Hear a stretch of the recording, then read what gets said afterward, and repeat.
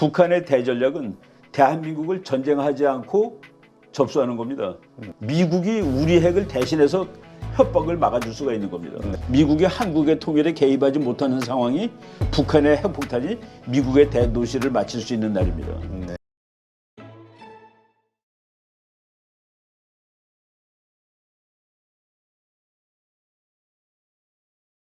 트럼프 당선자, 한국 우리 윤석열 대통령하고 통화를 하면서 네네. 조선업에 대해서 협력 메시지를 콕 집어서 말을 했단 말이죠. 여기에는 여러 가지 의미가 있는 것 같은데 어떻게 분석을 하시죠? 그게 이제 우리나라에 찾아온 놀라운 기회라고 제가 이제 보고 있는 편입니다. 지금 미국이 중국에 집중한다고 그랬는데 지금 중국이 돈만 많아지는 것이 아니라 군사력이 늘어나고 있고 군사력 중에서도 제일 중요한 것이 해군력이 늘어나고 있습니다. 네. 해군력이 늘어나는 경우에 미국이 서태평양을 중국한테 뺏길 수 있습니다. 그건 패권의 지위를 잃게 되는 겁니다. 그거는. 네. 그래서 중국하고 미국하고 바다에서 경쟁을 해야 되는데 중국은 배를 세 척 만드는 동안에 미국은 한 척밖에 못 만듭니다. 지금 물론 이제 질은 미국 거가 훨씬 좋아요. 네. 그렇지만은 어느 이상 양의 격차를 그 퀄리티 가지고 회복을 못 하거든요. 그렇죠. 그래서 지금 미국이 비상에 걸렸습니다. 비상에 걸렸는데 그래서 이미 바이든 정부 하에서 미국의 그 바이든 정부가 한 것은 아니지만 미국의 그 CNN 방송이라든가 CNN은 약간 좌파적이고 그리고 미국의 헤리티지 재단 이런 데서 미국 해군력을 급속히 증강시키지 않으면 큰일 난다라고 얘기를 하고 그 급속히 증강시킬 수 있는 미국의 해군력을 증강시키는데 도움이 될 수 있는 나라로 한국을 찍었습니다. 아예. 네. 근데 그게 어떤 의미를 가진 걸까? 지금 우리가 경제적인 측면에서는 어떻게 해석을 하고 있냐면은 그쪽에 이제 MRO 사업 네네. 여기에 그러니까 수리하고 선박 수리하고 뭐 이런저런 쪽에서의 수혜 그리고 나중에서 뭐 건조도 할 수 있겠지만 근데 거긴 또 존스법이라는 게 있어가지고 우리가 또 할 수 있나? 그럼 우리 공장을 또 저쪽 미국 쪽으로 가서 또 조선소를 져야 되나? 뭐 여러 가지 시각들이 있는 것 같아요. 그게 지금 미국이 급하기 때문에 그러니까 미국 CNN에서 뭐라고 얘기를 했냐면은 작년 6월입니다. 네. 그 방송 그 타이틀이 이 배들이 세계에서 제일 좋은 군함들입니다. 불행하게도 그 군함은 미국 것이 아닙니다. 라는 이 기사가 있었어요.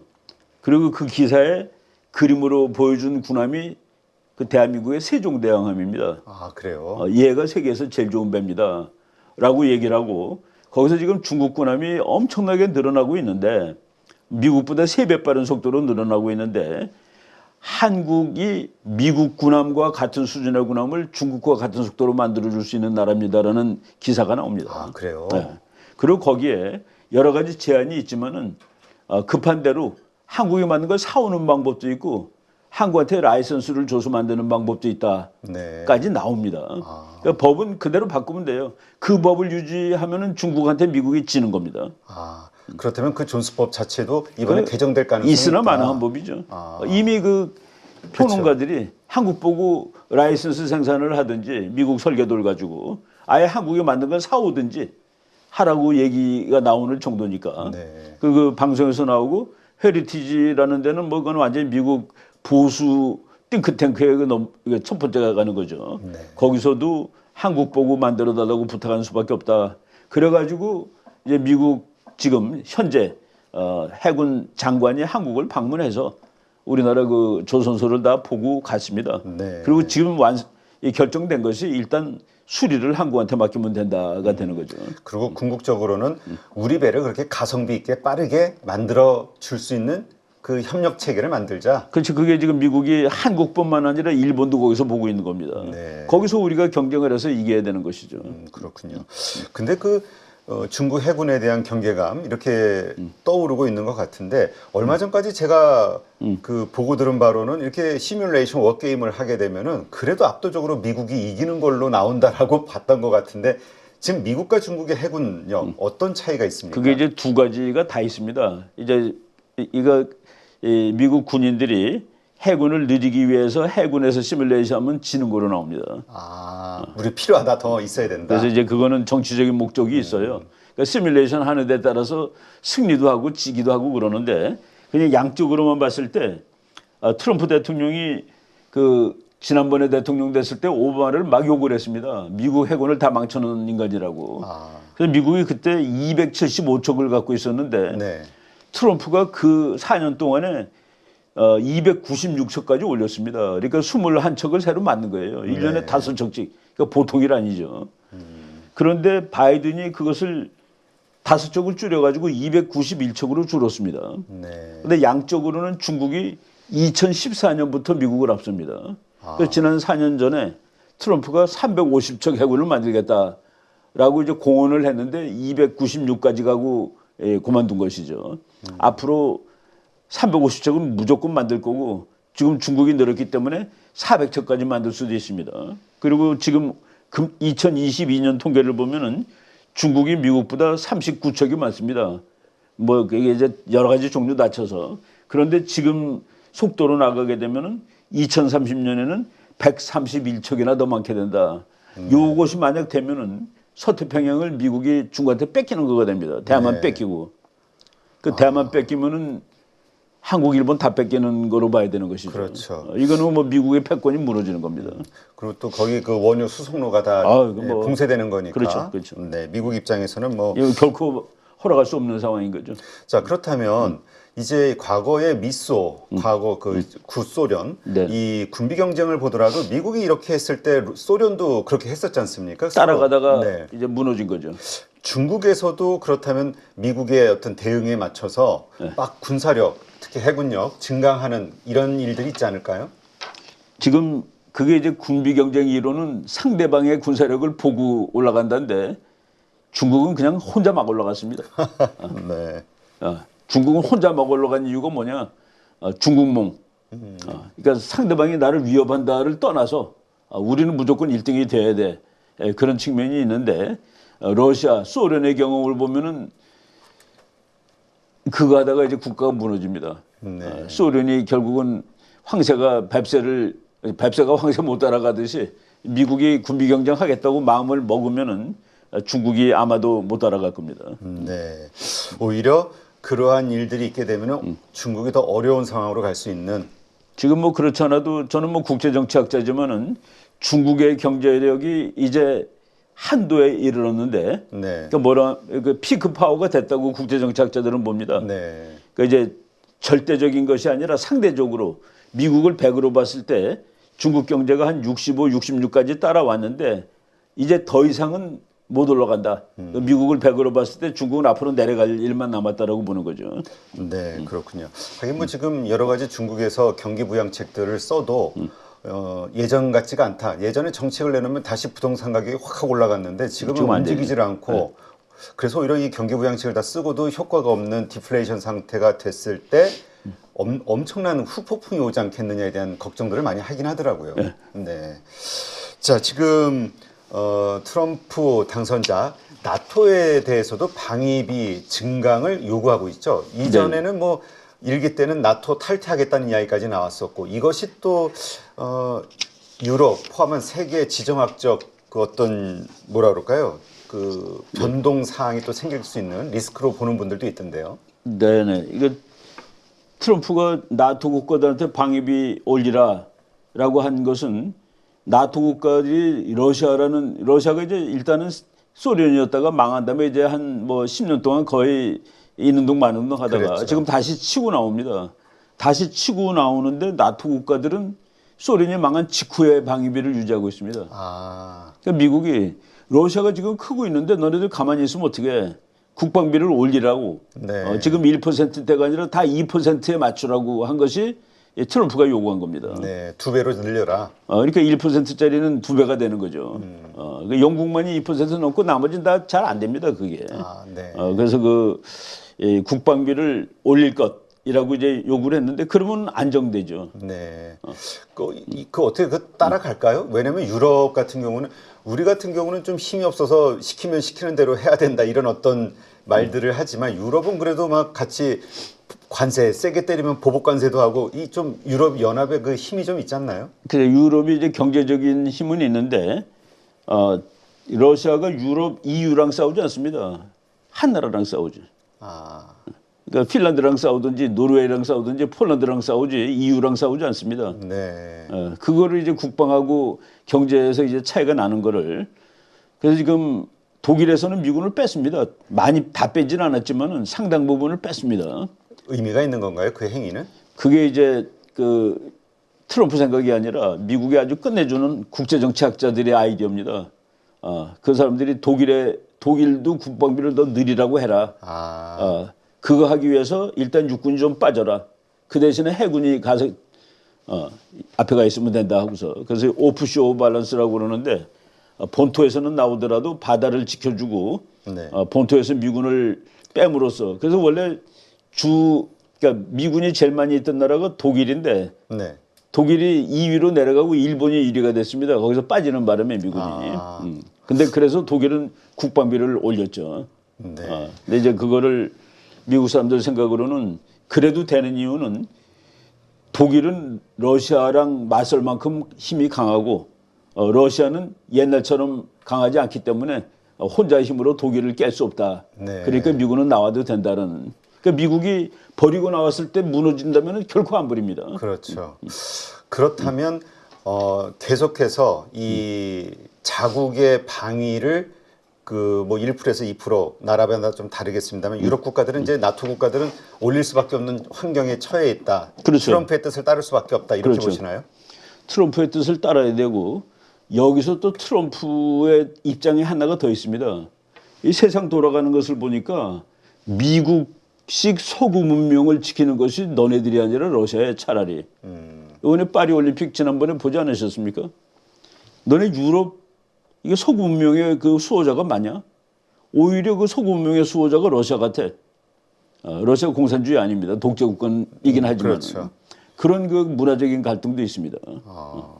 그렇군요. 사실 그 지금 이러한 그 트럼프 당선자의 정책 때문에 각국이 다 비상 방위비를 올릴 수밖에 없고 그렇죠. 무기를 필요로 할 수밖에 없고 그래서 우리의 방위 산업도 수혜를 받지 않겠냐라는 기대를 또 경제 쪽에서는 하고 있더라고요. 그거 이제 아주 대박 날 수 있는 품목이라고 저는 보고 있습니다. 근데 미국도 이 방위 산업이 상당히 강한 나라잖아요. 한국의 이러한 방위 쪽에서 약진을 두고 볼까요? 경쟁자. 그게 이제 미국이 할 일이 있고 한국이 할 일이 있습니다. 예를 들어서 지금 미국이 우리한테 그 세종대왕함이 세계에서 제일 좋은 군함이다. 그 자체 제일 좋은 군함입니다. 네. 근데 그 세종대왕함이 이지스함인데 네. 그 전자 군단이라고 얘기하죠. 이지스는 미제입니다. 레이더 시스템부터 시작한 그렇죠. 모든 그 것들. 이지스 시스템 자체는 미국 걸 갖다 놓은 거예요. 네. 그래서 이제 이 한국 거하고 미국 거가 경쟁 관계가 아니라 상호 보완적이 될 수 있습니다. 네. 자, 그렇다면 이번에는 우리 한국으로 돌아왔을 때 네네. 역시 또 지금의 주한미군 그 방위 주둔비 이거 네네. 뭐 10배로 올리겠다 이런 얘기가 나와서 한국인들 또 열받아 하시는 분들도 있었거든요. 이 네. 부분은 어떻게 봐야 됩니까? 정말 그렇게 현실화 시킬까요? 이제 여기서 우리 국민들이 그 얘기하는 사람한테 주한미군 그 방위비가 얼만데라고 물어보면 모릅니다 다. 네. 지금 방위비라는 용어도 틀린 말입니다. 미국이 유럽한테는 방위비를 올려라라고 요구를 했습니다. 네. 돈을 나한테 내라가 아니라 니네 방위비를 올리라고 스스로 올려라. 국방비를. 근데 우리한테 한 것은 달라는 소리인데 그렇죠. 달라는 게 방위비를 달라는 것이 아니라 주한미군 주둔 비용 중에 일부를 달라 그런 소리입니다. 그러니까 주한미군이 28,500명이 여기서 주둔하고 있기 때문에 발생하는 코스트. 네. 그게 이제 총알 대포값이 아니라 인건비. 인건비, 총소비, 물값, 전기값 뭐 이런 것들. 네. 이런 것들을 원래 미국이 다 내고 91년부터 우리가 내기 시작했습니다. 네. 그래서 조금씩 올라가고 있는데 2024년에 10억 불 내고 있습니다. 10억 불. 근데 미국 측 계산으로는 28,500명이 한국에 있기 위해서 35억 불 정도가 필요하다. 네. 그러니까 10억 불 지금 내고 있는데 얼마를 더 내라라는 것은 이제 사람마다 다른데 트럼프 때 그 협상을 했던 마크 에스퍼 국방장관은 절반쯤 내면 되지 않겠냐. 네. 그러니까 35억 불의 절반. 35억 불의 절반이니까 17억 5천만 불 내면 되는데 지금 우리가 내는 거가 10억 불이니까 네. 7억 5천만 불을 내면 그 50%가 되는 겁니다. 네. 근데 트럼프가 100억 불 내세요라고 한 거는 그거는 그 선거 유세 과정에서 그 수많은 군중을 흥분시키면서 하는 말입니다. 그러니까 우리가 방위비가 그러니까 주한미군 주둔 비용이 35억 불인데 어떻게 100억 불을 내요? 그렇죠. 그러한 것으로 우리는 그냥 적정선을 협상하면 된다. 당연히 되는 거죠. 네. 아니 100억 불을 낼 수가 없어요. 100억 불 내면 미국 대포를 우리가 사주는 꼴이 되는 겁니다. 미국은 자기 나라 자기네 그 존스법이라는 것도 그겁니다. 미국 거 나오면 미제해야 한다. 네, 그렇죠. 다른 나라 돈 받아가지고 뭐 하는 게 아니라 그러니까 미국은 그런 거 독특한 법이 있는데 다른 나라한테 무기를 얻어 쓰지 않는답니다. 근데 이제 우리 보고 트럼프가 100억 내놓으세요, 100억 달러 내놓으세요 한 것은 그냥 그 선거 유세로 한 것이고 다 내놔 그러면 35억 불 내면 됩니다, 한국이. 네. 지금 35억 불이라니까 미국 사람 계산으로. 근데 지금 그 미국 쪽에서 나오는 분위기는 더 큰 틀에서 말씀하신 게 합리적으로 이 주한미군의 그 주둔비에서의 그 이게 아니라 더 큰 틀에서의 부담을 하는 것을 각오를 해야 된다 뭐 이런 얘기를 한다고 분위기가 흘러가고 있다고 하던데요. 그건 그렇지 않아요. 그 미국 사람들이 지금 세계에서 제일 좋은 육군 기지가 평택 기지입니다. 아, 그래요? 그 이제 미국 사람들이 그냥 이렇게 얘기해요. The best, the largest, and the newest U.S. Army base in foreign land. 외국 땅에 있는 최신, 최대의 그 미국 육군 기지가 평택 기지인데 그거의 90%가 우리가 돈을 내서 만든 겁니다. 아, 그래요? 땅은 물론 공짜고 네. 건물 다 우리 90%를 우리가 된 거예요. 아. 트럼프도 다 알아요. 트럼프는 이제 지난번에 한국과 이제 그 갈등이 있으니까 그거 100% 다 미국 장군이 그렇게 얘기했습니다. 트럼프가 왜 돈 덜 내지 그랬더니 그 90% 한국이 낸 겁니다. 트럼프가 거기서 받아치기를 100%다 받으면 안 되는 거야? 라고 한 건데 네. 우리가 이제 자꾸 정책하고 그냥 말하는 거 미국 장군들한테 북한 그 열병식 하는 거 보면서 저거 지금 가서 다 때려부시면 안 되나라고 얘기한 건 정책이 아니에요. 그렇죠. 근데 우리는 자꾸 그걸 정책으로 착각하는 사람들이 그 있습니다. 사람의 진짜 본 의도라고 그렇죠. 봐서는 그렇죠. 안 된다. 그렇죠. 네. 자, 그렇다면 어쨌건 유럽의 방위비가 증가가 되고요. 그다음에 한국의 뭐 주한미군 주둔비도 이제 상승이 되고 뭐 이런저런 일들이 있게 됐을 때에 뭐 달라지는 일들이 있을까요? 제가 말이죠. 우리나라 사람들이 자꾸 그 트럼프가 되면 우리 돈이 손해 본다는데 트럼프가 되면 돈이 훨씬 이익 보는 결정적인 변수 하나 말씀을 드리겠습니다. 아, 네. 트럼프 때 미국의 그 셰일 가스를 아주 대폭 채굴을 했습니다. 네. 그래가지고 트럼프가 대통령일 때 미국이 석유를 막 국산을 파내니까 네. 미국이 에너지 인디펜던스를 이룩하고 그리고 미국이 심지어는 수출까지 했습니다. 네. 국제 시장에 석유가 넘쳐 흘러가지고 그때 유가가 그냥 거의 절반으로 내려갔습니다. 트럼프 때 국제 유가 제일 쌌을 때가 40불 정도까지 됐었는데 배럴당. 네. 바이든 때는 그게 90 몇 불까지 올라간 적이 있습니다. 네. 내가 그거를 계산해서 보니까 우리나라가 바이든 때 트럼프 때보다 하루에 1116억 원씩 기름을 더 내고 산 거예요. 기름값을. 트럼프가 우리 보고 방위비 올려달라고 협상했을 때 4천억 올려달라고 협상한 겁니다. 네. 그러니까 바이든이 올려놓은 기름 오른 부분 4일치밖에 안 되는 겁니다. 그게. 그리고 지금 우리가 내고 있는 분담금이 우리나라 GDP의 2,000분의 1입니다. 네. 그리고 트럼프가 이제 자기가 대통령 되는 그날 1월 20일 날 사인하겠다. 드릴, 베이비 드릴. 또다시 대폭 기름을 파내는 거. 네. 그렇게 되면은 제가 그거를 그 통계를 봤더니 2023년에 한국이 하루에 원유를 아주 1년에 1,128억 달러를 네. 수입을 했는데 트럼프가 되면은 1년 동안 쓰는 석유값 아껴지는 분, 절약분이 383억 5,200만 불, 한국 돈으로 50조입니다. 네. 그러니까 트럼프가 그냥 생각 없이 100억 달러 내놓으라고 그래. 그 100억 달러면 13조 아니겠습니까? 다 줘도. 석유값 절약분이 50조인데 이런 건 왜 우리가 계산을 안 하냐는 얘기입니다. 그 다른 쪽에서 얻어지는 우리가 얻는 그 무역의 뭐 상대가 안 되는 거죠. 군함 매척이 아니라. 근데 그 정책에 대해서 네. 그 일기 때처럼 할 수 있을까에 대한 그 의문이 좀 나오는 것 같아요. 미국에서. 왜냐하면 어젠가요? 그 석유 대기업들 그 뭐 쉐브론부터 시작해서 CEO들이 얘기하는 것이 이 화석 연료를 더 증설을 하는 것은 어렵다. 이미 기존에 한 거 가지고. 지금 화석 연료가 아니라 쉐일이죠, 쉐일. 아, 그냥 셰일 오일 쪽만 봐도 그렇다. 가스하고 오일 그거를 LNG 뭐 이런. 그렇죠. 그럼 바이든이 돼가지고 나 문을 닫게. 펜실베니아에서 그래서 진 겁니다, 이번에. 펜실베니아가 그 쉐일 오일을 파내는 그 미국 5대 유종 중에 하나가 펜실베니아에 있는데 그거를 다 정진시키니까 펜실베니아 경기가 쭉 내려가고 그 미국의 석유가 트럼프 때 한 2달러, 3달러면 됐었는데 그 이 갤런당 바이든 때는 8달러까지 올라갔습니다. 네. 우리나라 여기 여의도의 석유가 2,400원 한 적이 있습니다. 트럼프 때는 1,200원 한 적도 있었습니다. 아, 거의 절반이었네요. 그렇죠. 그러면 한번 생각해 보세요. 우리 자동차 한 번 넣을 때 얼마 넣는데 그게 반값으로 들면은 우리 개인이 얼마가 남겠는지. 네, 알겠습니다. 하여튼 이런 여러 가지 각도에서의 그 유불리들을 다 따져서 우리가 그렇죠. 좀 협상을 해야 된다. 그리고 트럼프가 이번에는 제대로 그리고 그 더 이상 석유 증산을 할 수 있다는 거 어렵다라는 얘기는 지금 미국 그 석유 에너지성에서 나온 거 보면은 지금 밑에 있는 석유가 500년치 했습니다. 미국 혼자 쓸 경우에. 엄청나네요.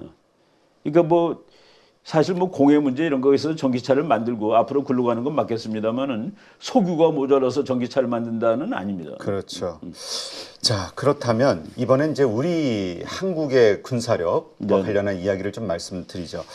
어떻습니까? 우리가 북한보다는 여러 가지 그 이 군사력이 월등하다라고 이야기하는데 일단 그것이 팩트인지 그리고 또 하나 그러나 아무리 그렇다 해도 북한의 그 비대칭 무기인 핵에 대비하면은 아무것도 아니다. 이런 의견들. 예, 이제 우리가 그 핵 전략을 공부를 해야 되는데 북한 핵은 남한을 향해서 존재하는 것이 아닙니다.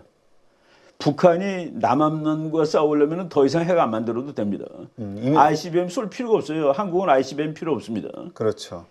미국까지 가는 핵무기를 만들어야지 북한 핵이 완성되는 날입니다. 아, 북한의 대전략은 대한민국을 전쟁하지 않고 접수하는 겁니다. 네. 그런데 대한민국이 그러니까 전쟁을 하지 않고 접수하는 게 제일 좋은데 지금 핵으로 협박을 하잖아요. 근데 우리는 핵이 없는데 미국이 우리 핵을 대신해서 협박을 막아줄 수가 있는 겁니다. 네. 그런데 북한 핵이 미국까지 가는 날 미국은 북한의 협박을 그러니까 더 쉽게 얘기하겠습니다. 북한의 핵무기가 미국의 대도시 하나를 100% 맞히는 날, 네. 그날 미국은 한국을 못 도와줍니다. 그렇죠. 예전에 그 드골이 그랬나요? 그 뉴욕이 공격을 받는데 그렇죠. 핵 공격 받는데 파리를 지켜줄 수 있겠냐? 그렇죠. 이런 논리겠죠. 그렇죠. 그 역논리인데 프랑스가 핵을 만드니까 미국이 우리가 도와줄게 그랬더니 프랑스가 그러면은 모스크바가 파리를 때리면은 미국이 모스크바를 대신 때려준다. 그러면 소련은 뉴욕을 때릴 텐데 즉 뉴욕하고 파리를 바꿔줄 수 있겠다는 소리입니까? 그랬더니 미국이 말을 못했어요. 그렇죠. 그래서 프랑스가 만들면서 너네 거 1000발보다 내 거 한 발이 파리를 지키는 데는 더 유용해. 네. 바로 그 식으로 역으로 북한이 미국까지 가는 핵을 만드는데 그 완성되는 날 북한은 한국하고 아니 이 대한민국을 핵으로 잿더미를 만들 필요가 어디 있습니까? 그렇죠. 그러니까 미국이 한국 전쟁에 개입하지 못하는 미국이 한국의 통일에 개입하지 못하는 상황이 북한의 핵폭탄이 미국의 대도시를 맞출 수 있는 날입니다. 네. 그래서 미국이 되게 거기에 대해서 민감한가 봐요. ICBM 발사 막 이런 것들에 대해서. 그렇죠. 근데 지난달에 그 화성 19호가 또 실험이 됐잖아요. 신형 ICBM. 이거에 대해서 뭐 미국과 한국 같이 공동 대응 훈련도 하기도 하고 이랬는데 이게 그 완성 시점이 거의 다가선 거 아닌가요? 아닙니다. 아직도 멀었나요? 그 이제 북한이 ICBM만 가지고 미국을 쏠 수가 있는 것도 아니고 우주에 그 인공위성들이 있어야지 그 비행 행로 같은 거 다 결정하고 그러는 거예요. 새틀라이트가 아직 없습니다. 아, 그래요? 새틀라이트가 없는데 이건 뭐 제가 상상을 한 겁니다. 지난 5월 달에 북한이 ICBM을 쐈는데 네. 그거는 다른 ICBM보다 값이 4배 비싼 거였습니다. 왜? 새틀라이트를 달아서. 아, 달아서. 그것이 우주로 떠야지 북한 다른 ICBM이 미국 도시를 맞출 수가 있는 거예요. 네. 올라가다가 1분 만에 터졌습니다. 뭐 한번 상상해 보세요. 왜 터졌는지. 그러니까 이 ICBM 미사일도 필요하지만 이것을 컨트롤할 수 있는 그렇죠. 그 인공위성을 다 있어야 발사할 되죠. 수 있는 그럼, 것까지 돼야 그럼. 발사해야 그래서 운용을 해야 그렇죠. 이게 완성이 되는 거군요. 미국이 북한이 이제 내일 모레 완성될 거다. 그러니까 확실하다 그러면 오늘 폭격하러 갑니다. 우리가 자꾸 미국이라는 나라에 대해서 그걸 모르는데 분명히 북한이 이제 내일 모레 미국을 때릴 수 있어. 북한은 미국을 맞출 수 있는 날이 도래하지 않습니다. 그렇다면 제가 아는 미국의 군사 전략에 의하면 네. 그렇다면 한국에서 전쟁이 나든 어쨌든 일단 미국의 안보를 위해서라도 북한은 그 능력을 제거한다. 안 되는 거죠. 그렇군요. 아까도 잠시 말씀하셨습니다만 이러저러한 의미에서 그래서 한국에도 네네. 핵을 좀 갖게 하는 게 어떠냐라는 의견들이 미국에서 나오는 것 같아요. 그리고 우리도 야 트럼프 때 어떻게든 우리 핵무기 보유해야 돼 이런 의견들이 나오고 그거 있고. 이제 또 우리가 그 전략적으로 생각하지 않는 사람들이 막 쉽게 얘기하는 얘기인데 한국이 핵무장하는 날 한국의 핵이 문제가 아니라 일본이 핵무장한 거로 연결됩니다. 네. 일본이 핵무장하는 날은 일본은 말이죠. 그 핵 전략 이론, 핵 확산 이론 한 20년 전에 나온 책에 그렇게 써 있습니다. 일본이 핵무장하기로 마음을 먹으면은 일본은 그 다음 날 네. almost overnight 정말 내일 아침에 fully nuclear armed state가 될 수 있는 나라다. 그러면은 2차 대전 진주만 전날로 돌아가는 겁니다. 그날이. 네. 미국이 일본이 미국 때릴 수 있는 핵 그리고 미일 동맹은 그날로 자동 핵 끝나는 겁니다. 네. 그걸 미국 허락하겠습니까? 근데 아까도 말씀하셨지만 중국을 견제하기 위해서 그러니까 중국 너 말이야 북한 핵 팔 비틀어서 꺾지 않으면은 한국 핵무장 할 텐데 한국 핵무장은 곧 일본 핵무장이야. 그럼 너가 아시아 챔피언 될 가능성 없어지는 거야. 그러니까 결국은 그 가능성을 열어서 협박용이죠. 협박용이지 우리가 핵을 갖게 할 의도도 없다. 아유. 미국의 그 기본이 핵을 폐기하는 것이 미국의 기본인데 지껏 빼놓고. 네. 그렇군요. 그렇다면 그 의견은 어떻습니까, 박사님? 그 일본 같은 경우는 재처리를 해가지고 그 항상 그 언제든 핵을 만들 수 있는 플루토늄이 몇십만 킬로그램이 있습니다. 네. 근데 우리는 재처리를 아예 못 하잖아요. 이 재처리 시설을 해서 우리도 언제든지 핵 보유 잠재 국가가 될 수 있는 플루토늄이라도 보유하자 이런 그렇죠. 의견들. 그거는 뭐 우리가 그 핵 보유 능력을 갖고 있는 것은 뭐 좋은 일입니다. 국가는 당연히 해야 되고 그런데 우리가 핵을 가지면은 지금보다 주한미군이 있는 것보다 더 안전해질 것이다는 아닙니다. 네. 우리가 핵 가지는 날 아마 일본 우파들은 너무나도 신이 날 겁니다. 그럼 일본은 완전히 이제 독립국이 되는 거죠. 보통 국가를 넘어서. 그러니까 결국 또 우리가 일본까지 생각을 하게 되면 또 그런 변수들이 있군요. 그래서 북한 핵이 허락이 안 되는 거는 한국이 가질까 아니라 일본까지 핵까지 아니 거꾸로 한번 생각을 해보세요. 미국의 대도시를 때리면 미국이 한국 못 도와준다 그랬죠. 네. 그럼 일본은 도와주겠습니까? 그렇죠. 일본도 못 도와주죠. 그 일본이 미국 너 뉴욕하고 도쿄하고 바꿀 수 있어? 못 바꾸죠. 일본 핵무장합니다. 그렇죠. 일본이 핵무장하는 거는 그 조그만 나라들이 핵무장하는 거랑 본질이 다른 얘기가 되는 겁니다. 일본이 핵무장 사실 지정학적으로 보면 미국의 적은 일본입니다. 중국이 아니라. 네. 가운데 아무것도 없잖아요. 그리고 또 과거 역사도 있고. 그렇죠. 네, 그렇군요. 말씀 들어보니까 전체적으로 이렇게 그 글로벌 패권과 관련해서 생각했을 때 변수까지도 고려했을 때 그렇죠. 이것저것 막 뭐 신경 써야 될 게 많군요. 그렇죠. 이제 어떤 게 더 큰 변수인지를 봐야 되는 겁니다. 네. 그러나 어쨌든 트럼프 집권 2기 무조건 모든 초점은 중국에 맞춰질 것이다. 그건 뭐 전번에 우리나라에 와서 그 사람이 혹시 그 트럼프의 국가안보보좌관이 될지도 모르겠다라는 그 콜비인가 이름이 그런데 그 사람이 그래서 중국에 초점을 맞추기 위해서 한국이 네가 네 걸 더 해야 된다라고까지 얘기한 겁니다. 그렇군요. 어떻습니까? 그렇다면 핵을 제외한 우리 그 현무 5인가요? 그 얘기 거의 핵폭탄과 똑같다 막 이런 얘기할 정도로 우리의 군사력이 뛰어나다라는 이야기를 남한하고 하는데 북한하고 싸우면은 네. 뭐 저는 뭐 제가 이제 그 북한 군사력, 남한 군사력 뭐 다 공부해봤지만은 며칠도 안 가서 한국이 100% 이깁니다. 그래요? 둘만 싸우면은 옆에 다른 나라 안 끼고. 안 끼고 핵 안 쓰고. 그 북한이 비행기에 뜰 수가 없어요. 그리고 군함도 탱크도 북한의 제일 좋은 비행기는 뭐 한 45, 년 된 겁니다. 네. 탱크도 한 1971년 그가 제일 최신형이고 잠수함은 60년 거고 60년 되고 그리고 북한이 일단 기름이 없습니다. 그리고 이번에 그렇죠. 폭탄을 우크라이나에 800만 발을 보냈는데 네. 절반은 안 터지는 겁니다. 네. 그래서 지금 거의 북한은 그래서 마지막으로 남은 거가 핵인데 네. 그걸 협박을 하려고 하는데 그건 미국이 허락을 할 수가 없고 구조상으로 한국만 때려가지고는 못 쓰는 거고 네. 북한이 왜 우리나라의 그 산업시설이나 이런 그 대도시시설을 핵으로 잿더미를 만들겠습니까? 네, 그렇죠. 네, 말씀 들어보니까 또 여러 가지 변수 생각해야 될 부분들이 있고, 아, 트럼프의 그냥 단순한 그 말 한마디, 여기에 우리가 일희일비하기보다는 그것이 담고 있는 그 뒤에 의미들까지 생각해 보는 게 좀 필요하겠네요. 그래서 그 미국의 젊은 전략가인데 마크 티센이라는 전략가가 있습니다. 네. 트럼프를 이해하려면 그의 말을 보지 말고 그의 행동을 보라.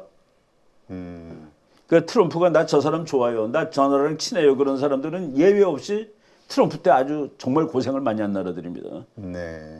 중국, 북한 제일 고생한 오히려 나라. 달래는 거군요. 달래면서 그러니까 더 공격하기 위해서 달래는. 트럼프의 그 협상의 기술이라는 책 보면은 뭐 블러핑도 있고 협박도 있고 많이 나오죠. 자, 그렇다면 이제 트럼프 2기가 시작이 됐을 때 남북 관계, 그다음에 군사력 한번 통칭해서 변화가 어떤 변화가 있을까요? 저는 트럼프 2기가 되면은 카말라가 만약 됐으면은 대만 해협이 대단히 위협해졌을 거라고 저는 봅니다. 네. 시진핑이가 아하 이제 기회가 오는구나라고 하고서 대만을 공격할 가능성이 있어요. 대만의 전쟁이 나면은 뭐 우리나라 경제고 뭐고 완전히 초토화되는 겁니다. 그렇죠. 트럼프가 됐기 때문에 일단 대만 해협이 안정적이 될 가능성이 훨씬 높아졌고, 네. 그리고 두 번째는 뭐냐면은 중국이 약해지기 때문에 우리의 통일 환경이 훨씬 좋아졌다가 됩니다. 네. 그러니까 우리가 통일을 하고 싶은데 제일 두려운 것은 중국이 가만히 있겠어? 그렇죠. 북한이 무너지더라도 중국이 가만히 있겠어? 그렇죠. 중국군이 먼저 들어올 수 있는. 그때 미국 대통령이 트럼프냐 카말라는 보통 차이를 유발하는 게 아닙니다. 네. 우리가 그걸 잘 활용하면은 통일의 조건 형성에도 좋고 통일을 이룰 때도 유용하게 사용할 수 있는. 그리고 지금 그렇지 않아도 미국이 군함 모자란데 우리가 협조해주고. 네. 그리고 뭐 다 협상하는 것이죠. 기름값 때문에 우리가 1년에 50조씩은 벌게 될 것이고 일단 이미. 하긴 말씀 들어보니까 바이든 대통령 당선됐을 때는 그 시진핑이 전화할 때까지 기간이 상당히 길었던 걸로 아는데 이번에는 트럼프 되자마자 그냥 바로 전화했다고. 그러니까 그게 이제 미국의 힘은 그렇게 빨리 늙어나 줄지 않아요. 네. 그 힘을 활용을 어떻게 하느냐에 따라서 다 달라지는데 뭐 바이든 때가 미국 트럼프 때보다 힘이 전 늘지 않았겠습니까? 돈도 더 그렇죠. 많아졌고 네. 기술도 좋아졌고. 근데 바이든은 그 힘을 쓸 수 있는 용기와 전략이 없는 사람이고 트럼프는 쓰겠다는 사람이고 그게 다른 거죠. 그러나 어쨌든 그러한 힘을 쓴다라는 것은 뭐 결과적으로 어떤 최악의 상황이 나오진 않겠지만 그 최악의 상황을 예상할 수 있는 여러 가지 폭풍우들이 막 몰아치긴 하겠네요. 이제 그러니까 세상이 좀 시끄러워지는 거예요. 네, 시끄러워지겠네요. 지금 미국에 1년에 500만 명씩 불법 이민이 들어오지 않았습니까? 네. 멕시코에서 보면 이렇게 몇천 명이 줄 서서 오는데 그걸 카라반이라고 그럽니다. 트럼프가 되는 날 그 카라반이 와해가 됐습니다. 네. 그 카라반은 혼자 오겠습니까? 멕시코 정부가 물 주는 거예요. 물 주니까 물 먹으면 걷는 거지. 근데 그걸 그대로 정부가 안 하니까 카라반이 와해가 되는 거예요. 네, 그렇군요. 네, 하여튼 어떠한 일들이 펼쳐질지 이제 내년도서부터 한번 잘 지켜봐야 될 것 같습니다. 네, 오늘 여러 가지 각도에서 트럼프 집권 2기 이후의 세상을 생각해 볼 수 있는 인사이트를 주신 국제정치 아카데미 대표시죠 이충근 박사님, 네. 감사합니다. 네, 감사합니다.